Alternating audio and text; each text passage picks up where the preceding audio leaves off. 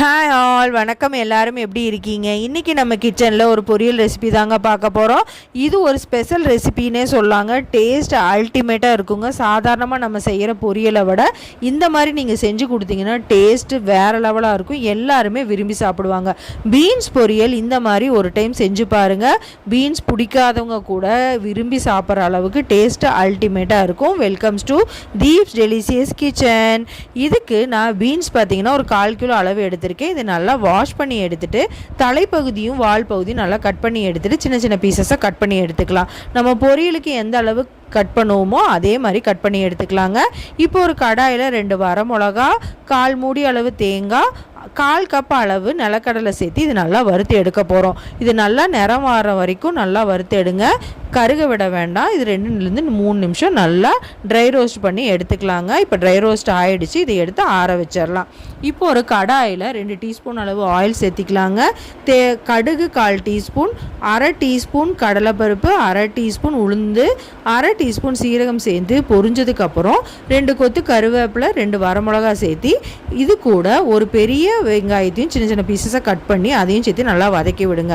இதுக்கு தேவையான அளவு உப்பு, 1/4 டீஸ்பூன் மஞ்சத்தூள் சேர்த்து நல்லா வதக்கி விடுங்க. இது நல்லா வதங்கி வந்ததுக்கப்புறம் நம்ம கட் பண்ணி எடுத்து வச்சுருக்க பீன்ஸையும் இது கூட சேர்த்து எண்ணெயிலேயே 2 to 3 நிமிஷம் நல்லா வதக்கி விடுங்க.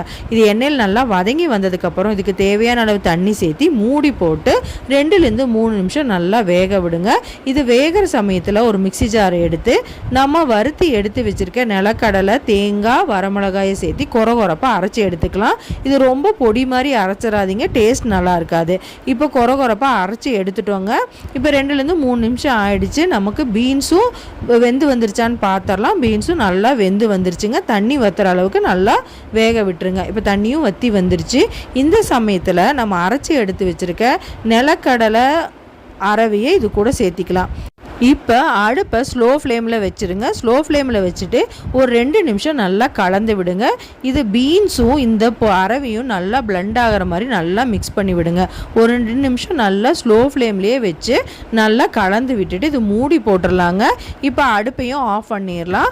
2 நிமிஷம் கழித்து ஓப்பன் பண்ணி பார்த்துடலாங்க. சூப்பரான பொரியல் ரெடி ஆயிடுச்சு. இதோட ஃப்ளேவர் சூப்பராக இருக்கும். டேஸ்ட்டும் அல்டிமேட்டாக இருக்குங்க. பீன்ஸ் பிடிக்காதுன்னு சொல்கிறவங்க கூட இந்த மாதிரி செஞ்சு கொடுத்தீங்கன்னா விரும்பி சாப்பிடுவாங்க. இது சாதத்து கூட அப்படியே கூட பிசைஞ்சு சாப்பிடலாம். டேஸ்ட்டாக அல்டிமேட்டாக இருக்கும். நீங்கள் இந்த பொரியல் செஞ்சுட்டு வெறும் ரச சாதம் இல்லை எந்த வெரைட்டி ரைஸ் கூட சர்வ் பண்ணாலுமே டேஸ்ட் அல்டிமேட்டாக இருக்குங்க. நீங்களும் கண்டிப்பாக செஞ்சு பார்த்துட்டு உங்களுக்கு பிடிச்சிருந்தா கண்டிப்பாக லைக் பண்ணுங்கள், ஷேர் பண்ணுங்கள், சப்ஸ்கிரைப் பண்ணுங்கள். தேங்க்ஸ் ஃபார் வாட்சிங்.